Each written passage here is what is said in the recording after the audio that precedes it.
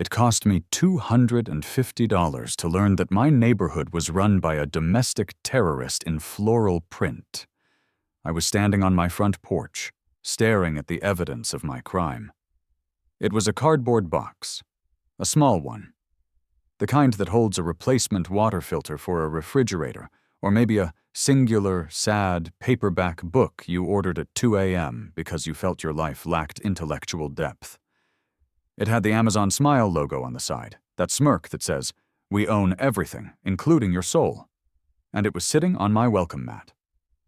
I looked at the box, then I looked at the letter in my hand, then I looked back at the box. According to the timestamp on my Ring doorbell, which I had just checked 3 times to make sure I wasn't having a stroke, the delivery driver had dropped that package off at 1:14 p.m. It was currently 2 p.m., 46 minutes. The box had been existing on my porch for less than an hour, and yet in my hand, I held a citation printed on heavy, cream-colored cardstock that felt more like a wedding invitation than a death warrant. At the top, in an elegant, embossed font that screamed, "We have too much budget surplus," were the words, "Oak Creek Estates, Homeowners Association.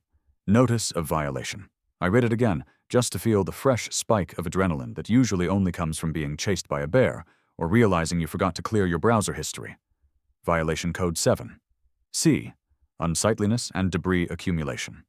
Description: resident has allowed refuse, shipping containers, and/or cardboard waste to accumulate on the primary frontage, detracting from the cohesive aesthetic of the community.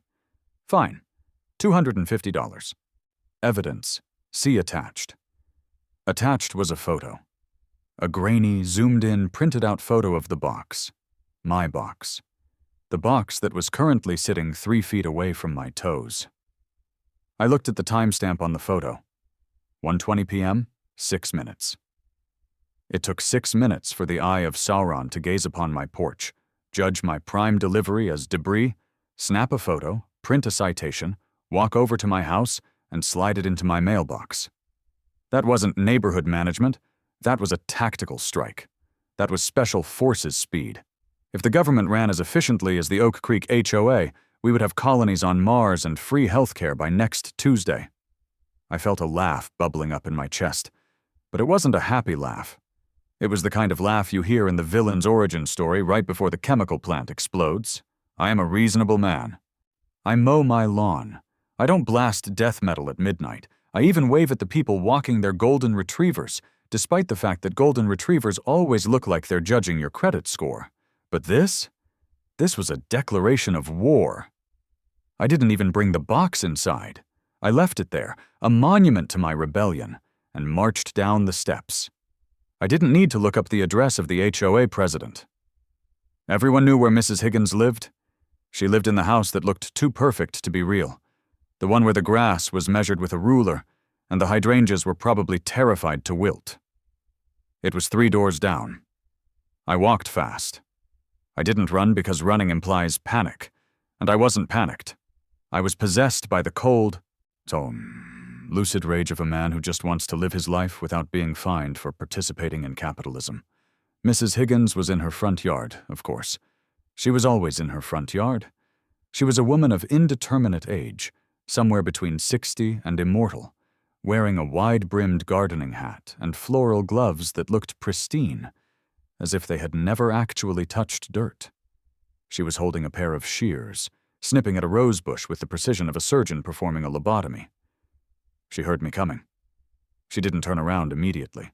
She waited until I was exactly at the edge of her driveway before she paused, snipped one final innocent bud, and turned with a smile that didn't reach her eyes. Her eyes were cold, hard little marbles. "Good afternoon, Jack," she said. Her voice was like molasses poured over razor blades. "Lihan. Lovely day for a walk, isn't it?" I held up the letter. "Barbara." "Oh," she said, her gaze flickering to the cardstock. "I see you got the mail. The postman is so reliable." "This isn't mail, Barbara. This is a ransom note." I stepped onto the driveway. I knew I was risking a citation for unauthorized trespassing on executive board property, but I didn't care. "You fined me $250 for a box. a box that had been there for 6 minutes. She sighed, a long, suffering sound, as if my very existence was a heavy burden she had graciously agreed to carry. Jack, Jack, Jack. It's not about the time, it's about the standard. She took a step closer, the shears catching the sunlight. Oak Creek Estates is a premier community. We have property values to maintain. When prospective buyers drive through, do you think they want to see cardboard? Do you think they want to see clutter? It's not clutter. I gestured wildly back toward my house. It's a package. It's how people get things. What did you want me to do? Teleport it inside? I was on a conference call. Excuses are the bricks that build the house of failure, Jack, she said. I blinked. I was pretty sure she had just made that up, or read it on a wine mom's Facebook wall. The bylaws are clear. Frontage must be kept clear of all debris at all times. It doesn't say clear of debris unless Jack is on a Zoom call. It says at all times. 6 minutes, Barbara. You took the picture 6 minutes after the truck left. Were you hiding in the bushes? I am observant, she said primly. I care about this neighborhood. Unlike some people who treat their porches like a loading dock. I felt the vein in my forehead start to throb. It was a familiar sensation since moving here, but today it was accompanied by a ringing in my ears. I'm not paying this. Oh, you will, she smiled sweetly. Or we'll put a lien on your house. You know the rules. You signed the covenant. She turned back to her roses. The conversation was over. She had dismissed me. I was nothing more than an aphid she had just sprayed with pesticide. It's unsightly, she threw over her shoulder. It looks messy. And frankly, Jack, your porch has been looking a little chaotic lately. Even without the box. I'd hate to have to escalate this. Chaotic. My porch, which contained 2 rocking chairs and a welcome mat. I stood there for a moment, watching her snip, snip, snip at the flowers. The sound was rhythmic, hypnotic, and in that rhythm something inside me broke. But it wasn't a loud break. It was a quiet, structural failure, the kind that brings down bridges. Messy, I repeated, my voice low. She didn't answer. Okay, I said. Okay, Barbara. You want to clean up the neighborhood. I get it. I respect the dedication to the aesthetic. She paused, looking back at me, suspicious of the sudden change in tone. I'm glad you understand. Just pay the portal by Friday. Oh, absolutely, I said. I was smiling now. It felt like a rictus grin stretching the skin of my face tight. I'll take care of it, and I'll make sure to address the messiness. You won't have to worry about my porch ever again. Good, she said, turning away. That's all we ask. I walked back to my house. I walked past the offending box. I unlocked my front door, stepped inside into the cool air conditioning, and went straight to the kitchen. I opened the fridge, took out a beer, cracked it open, and drank half of it in one swallow.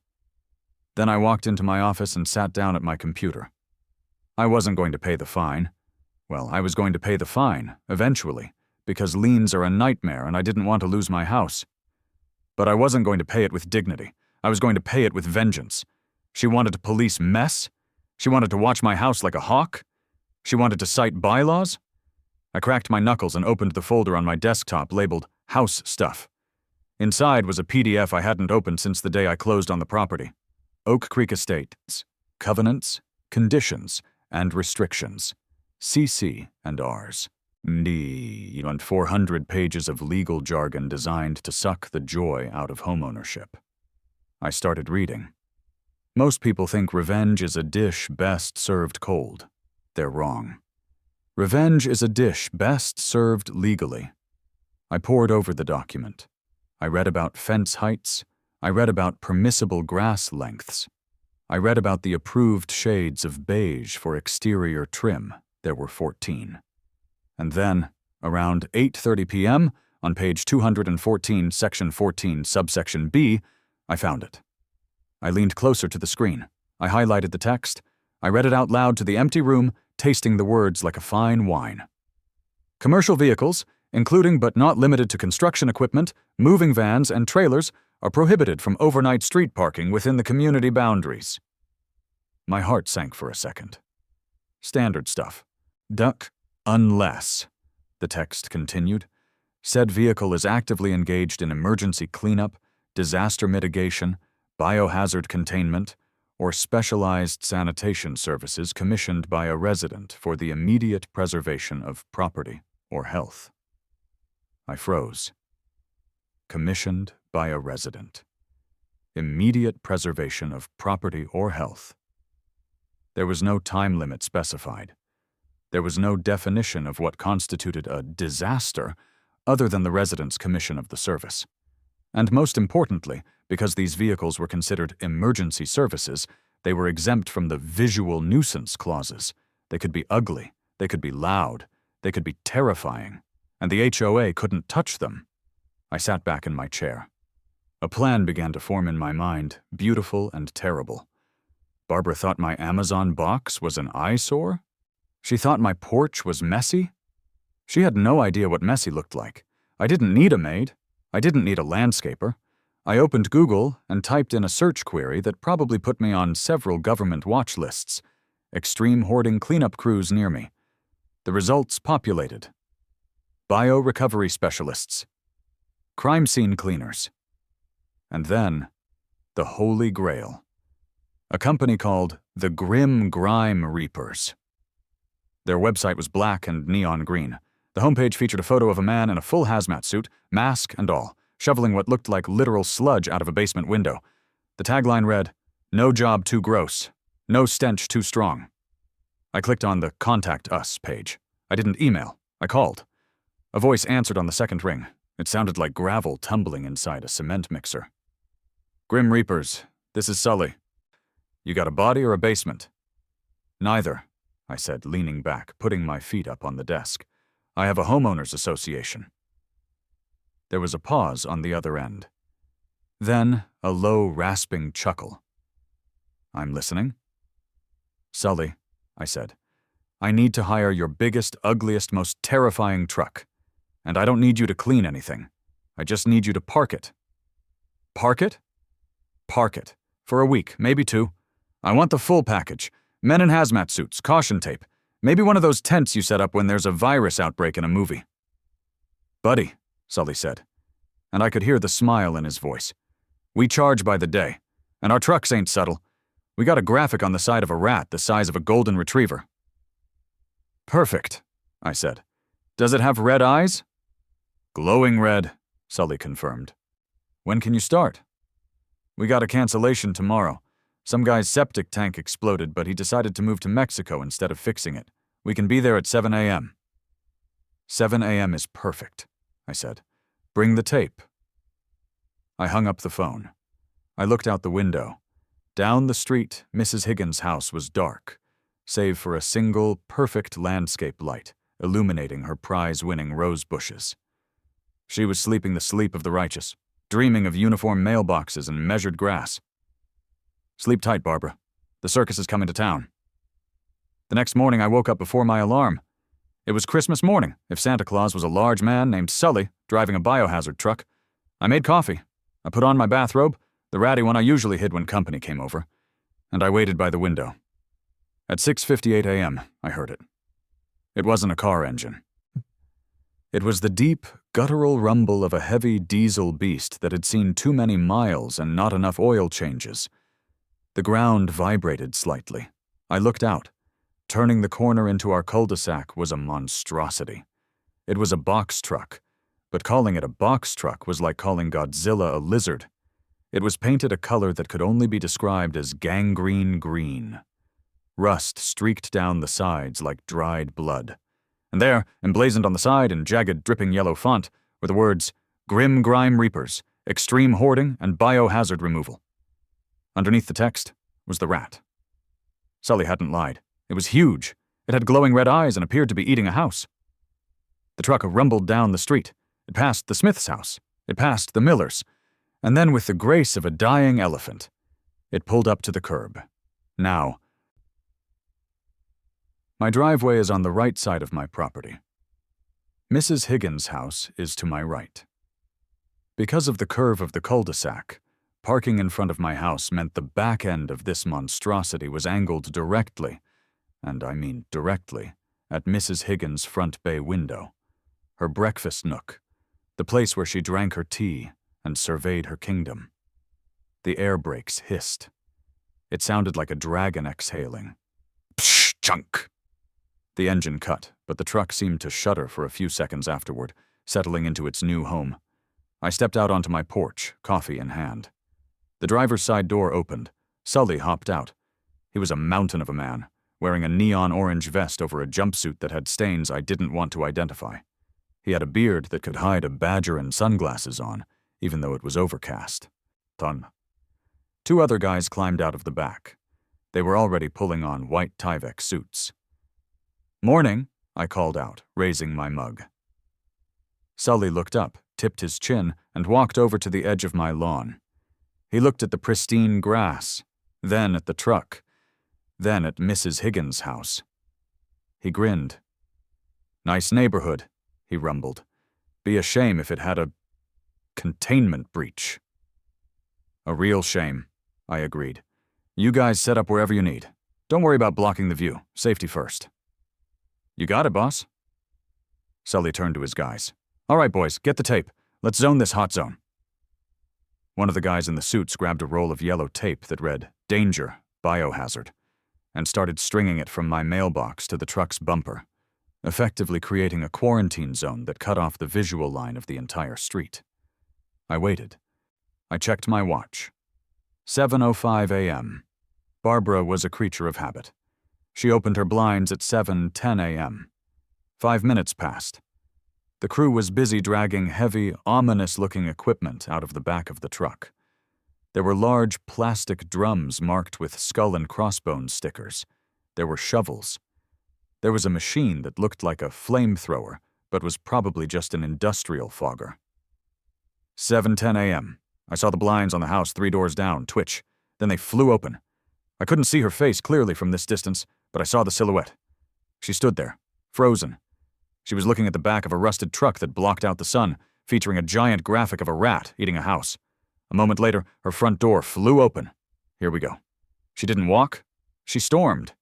She was in her bathrobe, a pink, fluffy thing that clashed violently with the gangrene green of the truck.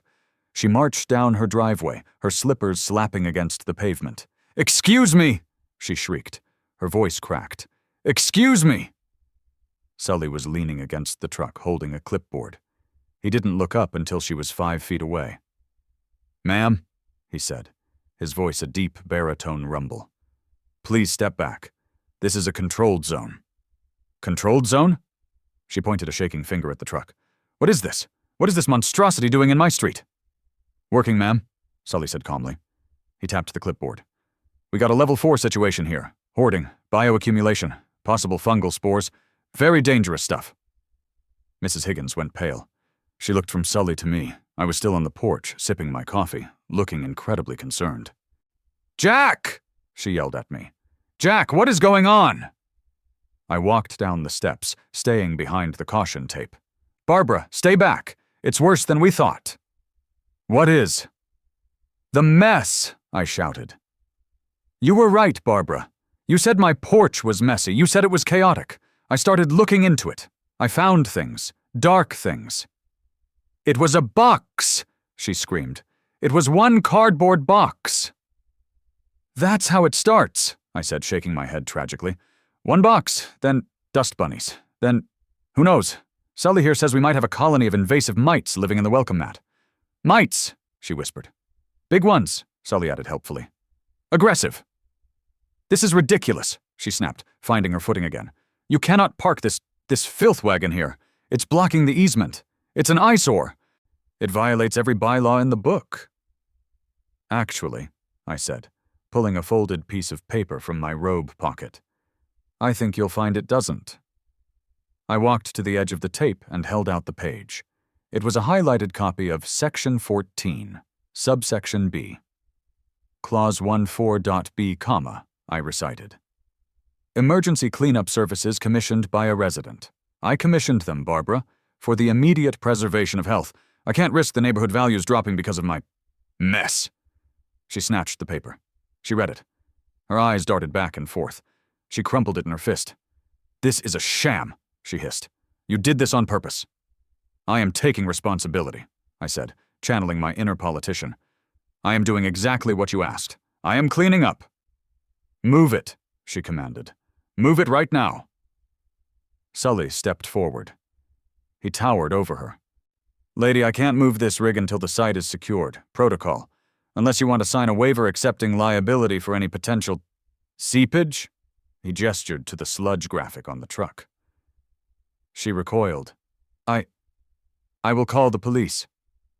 Go ahead, I said cheerfully. They love sanitation disputes. She glared at me with pure, unadulterated hatred. Then she turned on her heel and marched back to her house. She seems nice, Sully observed, watching her go. She's a pillar of the community, I said. Hey, Sully. Yeah? You guys want some donuts? I'm gonna run to the store. Bear claws, Sully said. And get the chocolate milk. I smiled. You got it. The police arrived at 11 a.m. I had been expecting them. In fact, I was disappointed it took that long. I assumed Barbara had spent the last 3 hours trying to find a loophole in the loophole, or perhaps she was just hyperventilating into a paper bag.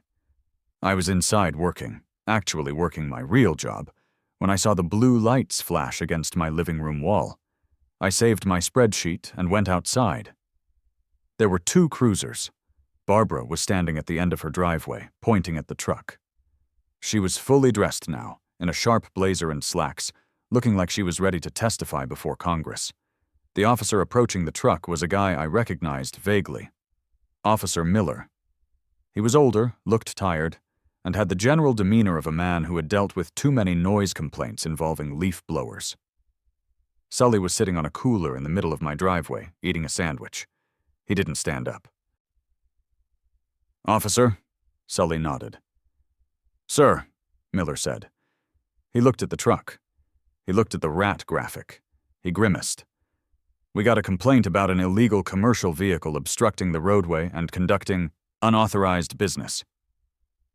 I walked down the driveway. Good morning, Officer Miller. He looked at me. Mr. Reynolds, right? That's me. This your crew? They are contractors, yes. I hired them for an emergency cleanup. Miller looked at my house. It looked fine. The grass was cut. The windows were clean. Emergency cleanup? House looks okay to me.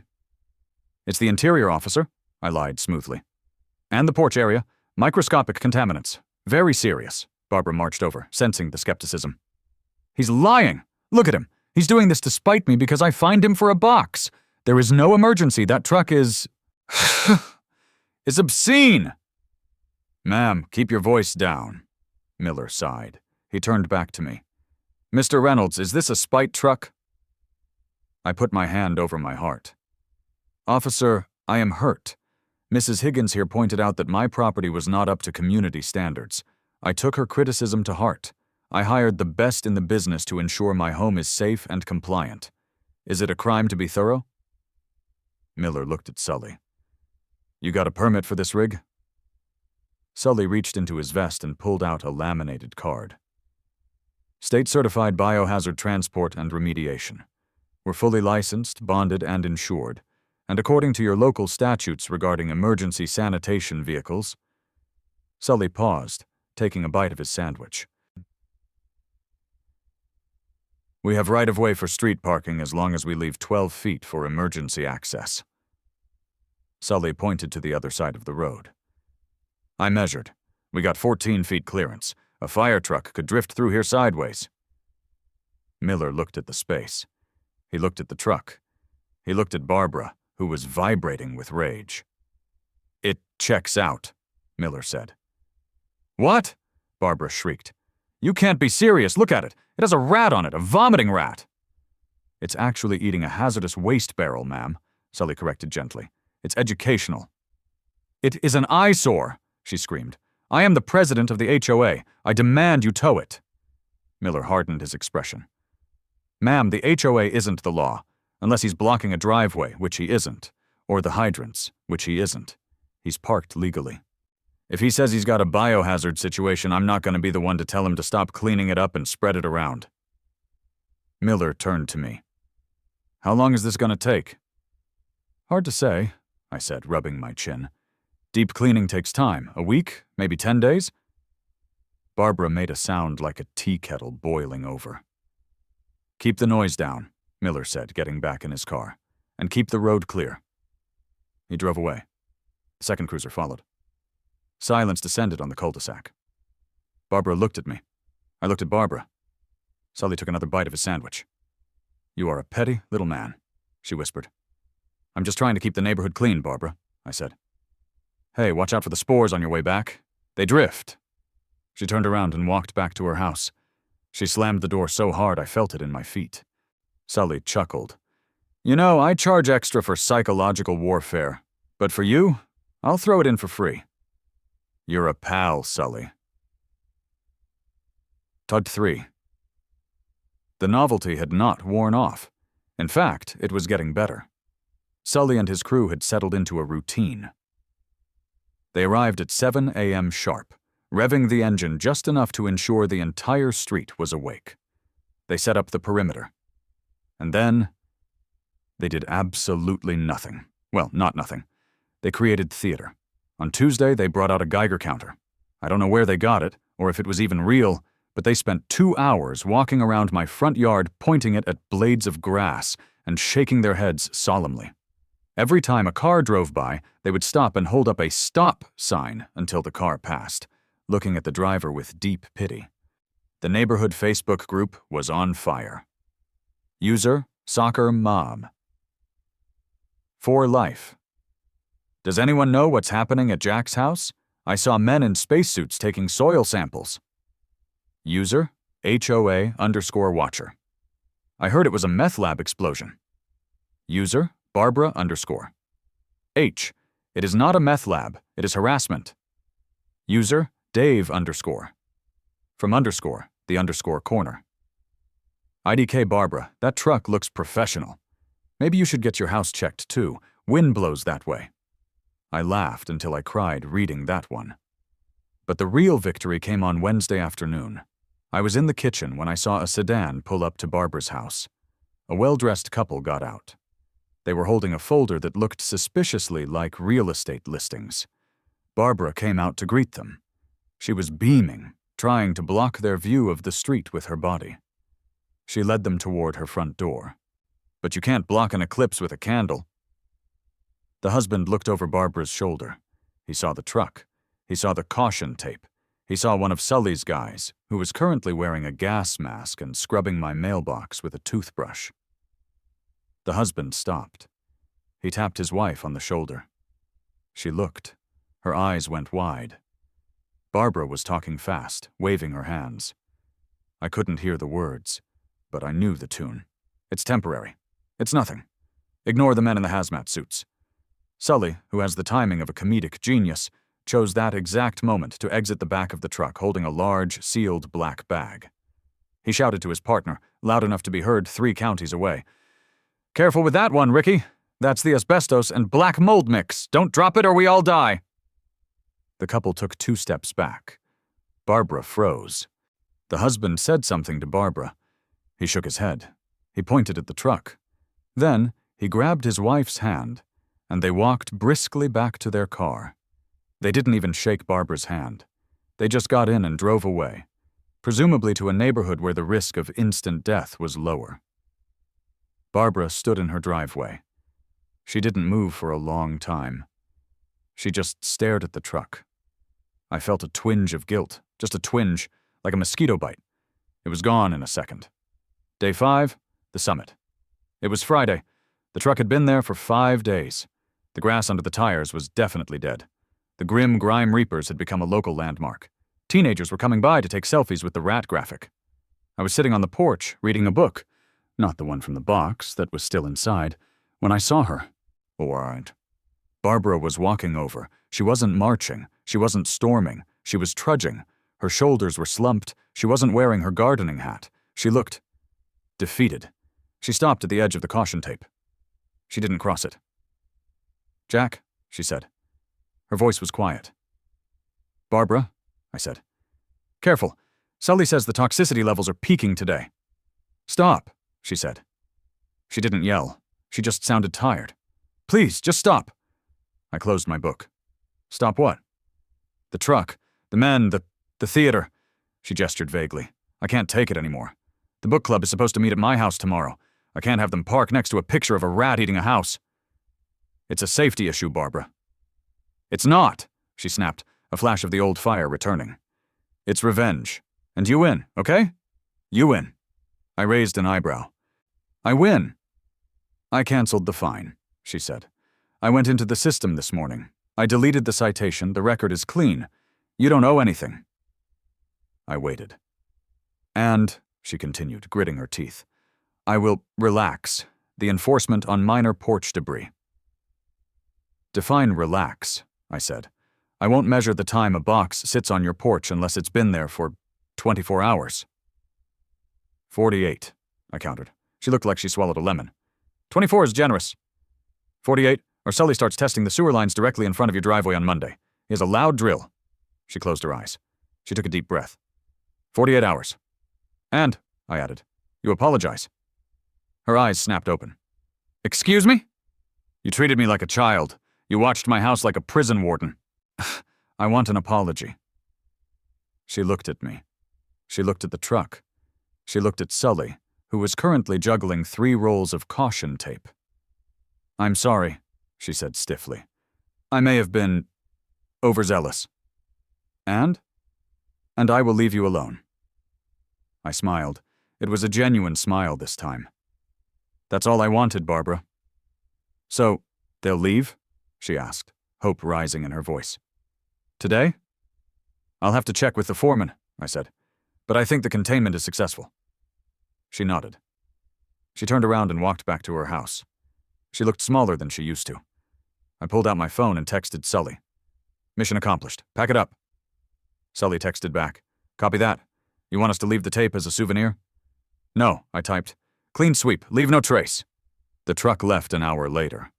The silence it left behind was deafening.